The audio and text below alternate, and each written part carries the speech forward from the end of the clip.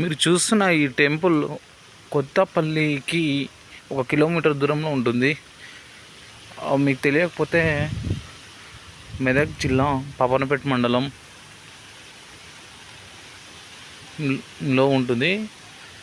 ఇక్కడ ప్రశాంతమైన వాతావరణం ఉంటుంది.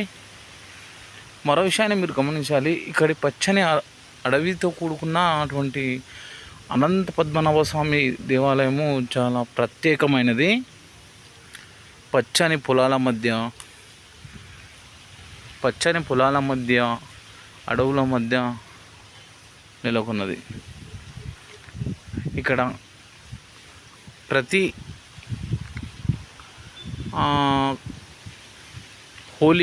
హోలీకి ఇక్కడ కళ్యాణం జరుగుతుంది. అనంత పద్మనాభ స్వామిది.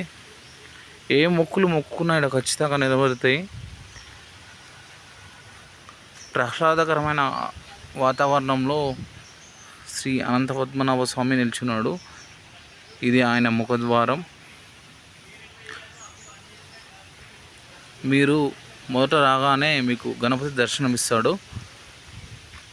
కారేసిద్ధి వినాయకుడు నమో నమః. ఇక్కడ శ్రీ వీరభద్ర స్వామి ఉంటాడు.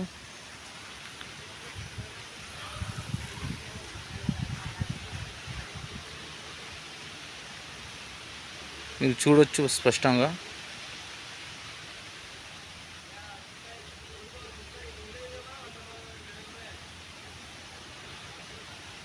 ఇక్కడ అదేవిధంగా నవగ్రహాలు కూడా ఉన్నాయి.